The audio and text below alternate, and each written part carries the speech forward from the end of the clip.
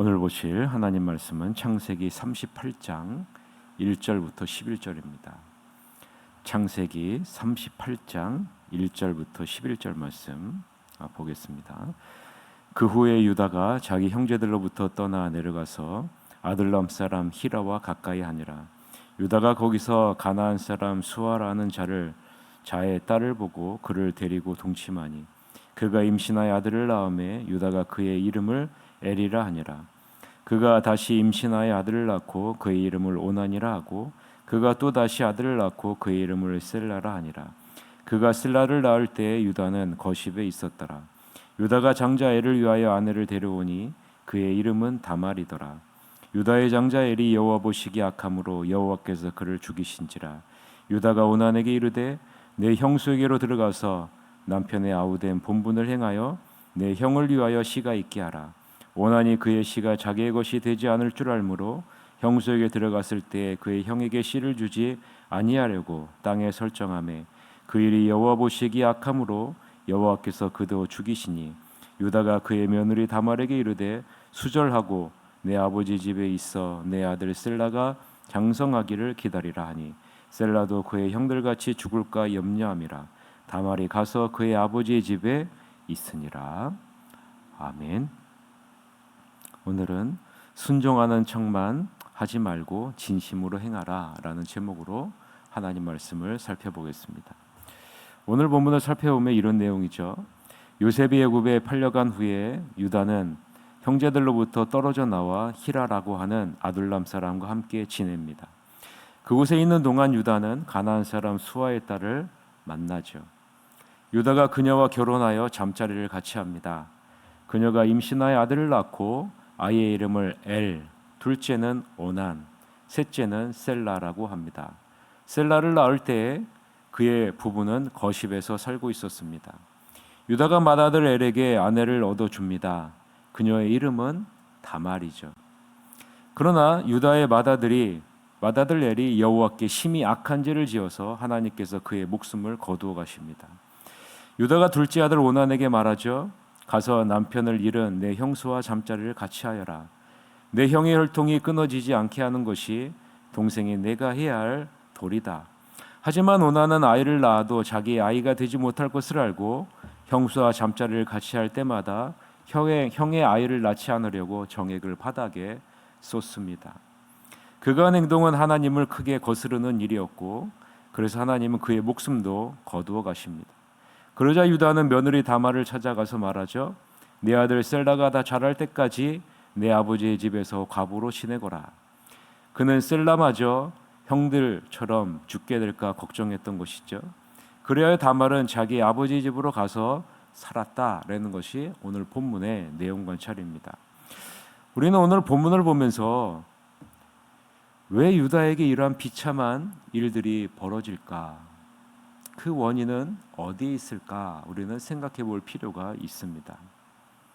첫째 원인은 어디에 있을까요?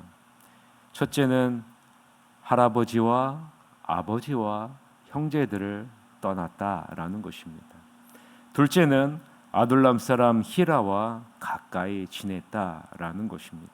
세 번째는 가나안 사람 수아의 딸과 결혼했다라는 것이죠. 그 내용이 오늘 본문 1, 2절에 기록되어져 있는데 우리 같이 한번 읽어볼까요? 1, 2절 같이 한번 읽읍시다. 그 후에 유다가 자기 형제들로부터 떠나 내려가서 아둘람 사람 히라와 가까이 하니라. 유다가 거기서 가나안 사람 수아라 하는 자의 딸을 보고 그를 데리고 동침하니 라고 기록하고 있어요. 자, 유다에게 이렇게 비참한 일이 벌어지는 원인이 어디에 있느냐? 1, 2절을 보면 세 가지의 모습을 우리가 살펴볼 수 있어요. 첫째는 떠나 형제들로부터 떠났다라는 것이. 그리고 두 번째는요. 가까이 했다. 누구를 가까이 해요? 이방 사람 아둘람 사람 히라와 가까이 했다라는. 세 번째는요. 동침했다라는. 누구와요? 가나안 사람 수아라고 하는 자의 딸과 동침했다, 결혼했다라는 거예요. 요셉의 애굽에 팔려갈 때 요셉의 나이가 17세였습니다. 이때 요셉의 아버지 야곱의 나이는 108세죠. 그리고 그의 조부 이삭의 나이는 168세입니다. 그럼 유다는 대략 몇 세 정도가 될까요? 20대 초반 정도 되는 나이로 추정될 수 있어요. 그럼 요셉의 이야기가 진행되다가 왜 갑자기 38장에서 갑자기 유다의 이야기가 나오느냐? 우리는 이 부분을 먼저 살펴봐야죠. 왜 갑자기 유다의 이야기가 나올까요? 그것은 이 세상을 구원하기 위해 오실 예수 그리스도의 탄생이 바로 이 유다의 혈통에서 이루어졌기 때문입니다. 창세기 49장 10절에 보면 규가 유다를 떠나지 아니하며 통치자의 지팡이가 그 발 사이에서 떠나지 아니하기를 실로가 오기까지 이르리니 그에게 모든 백성이 복종하리라 라고 기록하고 있어요. 자, 우리는 기억해야 됩니다. 신구약 성경의 역사는 장차 그리스도를 통해 이루어질 구원의 사역에 초점이 맞추어져 있죠. 따라서 그리스도의 혈통의 근원을 밝혀줘야 하는 것이 창세기의 역할이죠. 그렇기 때문에 이 요셉의 역사를 하다가 갑자기 38장에서 유다의 사건을 기록하고 있는 겁니다. 왜냐하면 유다는 결국 두 아들이 죽게 되고 그의 며느리 다말과 유다가 근친상간을 하게 되고 이 다말이 쌍둥이를 낳게 되죠. 베레스와 셀라를 낳게 되고 결국 이 베레스가 그리스도의 계보를 잇는 그러한 자리에 올라가는 것을 우리가 알 수 있죠. 그래서 이 유다의 이야기를 창세기 38장에서 기록하고 있는 겁니다. 마태복음 1장 1절에서부터 3절에 보면 아브라함과 다윗의 자손 예수 그리스도의 계보라. 아브라함이 이삭을 낳고 이삭은 야곱을 낳고 야곱은 유다와 그의 형제들을 낳고 유다는 다말에게서 베레스와 세라를 낳고 베레스는 헤스론을 낳고 헤스론은 람을 낳고 라고 기록이 되어져 있죠. 왜 성경이 이러한 부적절한 모습, 죄인의 모습을 여과 없이 보여줄까? 왜 성경에서 이러한 부적절한 이 연약한 죄악된 모습을 여과 없이 보여줄까? 그것은 온 세상을 구원하기 위해 온 예수님의 족보에 등장하는 사람도 우리와 똑같은 죄인이다라는 사실을 보여주고 있는 겁니다. 예수님은 죄와 상관없는 절대 순결하신 분이시지만 죄인을 구원하시려고 죄 가운데 오신 분이시라라는 사실을 보여주고 있는 거죠. 그래서 성경은 우리에게 보여주는 겁니다. 이 세상에서 죄가 없는 의인은 한 사람도 존재하지 않는다라는 거예요. 그 사람이 비록 하나님의 특별한 선택을 받은 사람이라 할지라도 죄의 문제에서는 절대로 자유로울 수 없다라는 것을 보여주고 있는 거예요. 그래서 여러분, 우리에게는 무엇이 절대적으로 필요합니까? 하나님의 은혜가 필요한 거예요.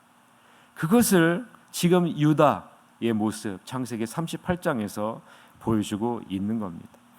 유다의 모습을 한번 보세요.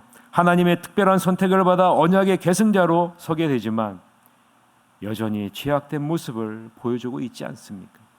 가장 먼저 유다는 아버지 야곱과 할아버지 이삭과 형제들을 떠나면 안 되죠.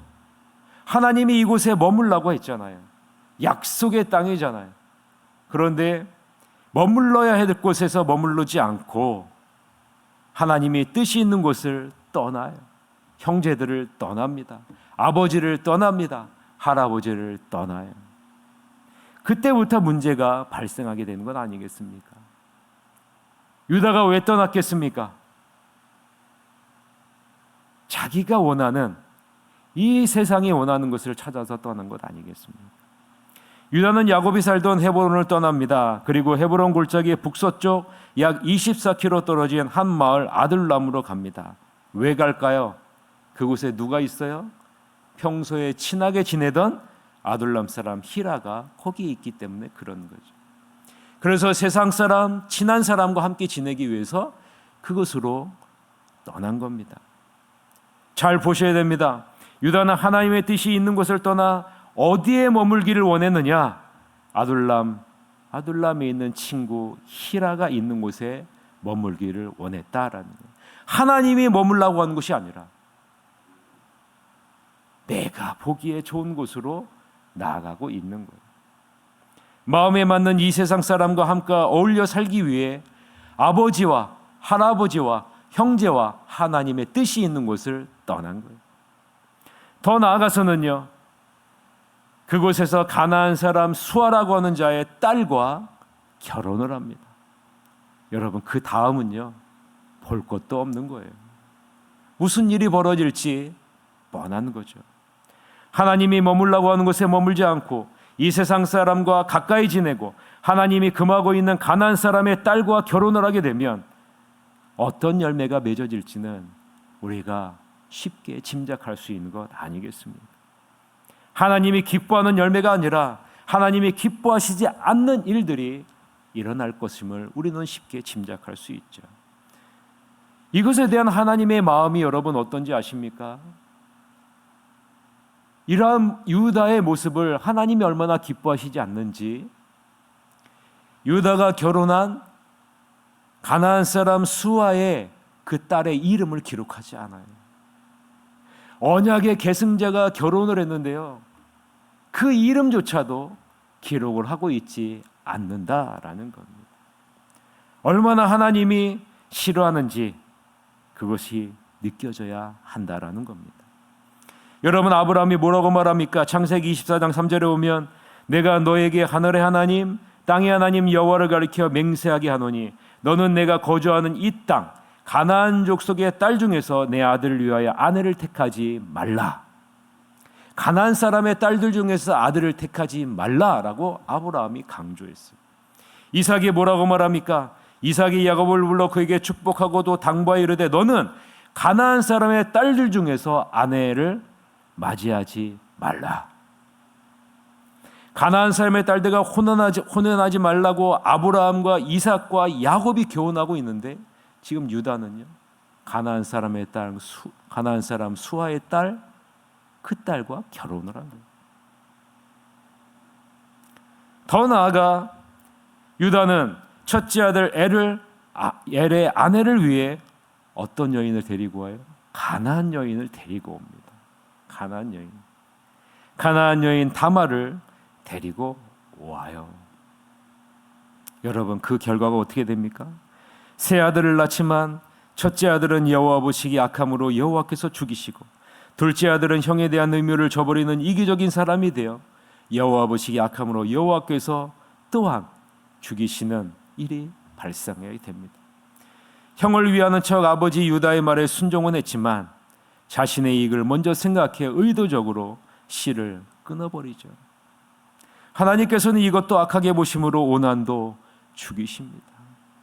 자기 자신의 이익과 유익과 만족과 쾌락을 위해 있어야 될 것을 떠나는 이 유다의 모습을 자녀들도 통일하게 닮아가고 있는 거죠.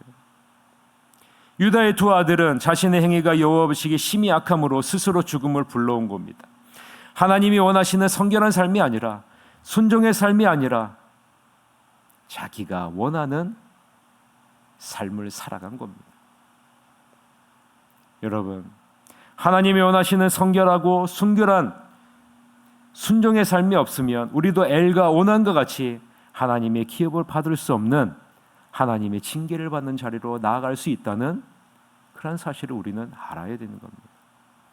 에베소서 5장 5절에 보면 너희도 정녕 이것을 알거니와 음행하는 자나 더러운 자나 탐하는 자 곧 우상 숭배자는 다 그리스도와 하나님의 나라에서 기업을 얻지 못할 것이다 라고 기록을 하고 있습니다. 그런데 유다는 그 원인을 어디에 찾습니까?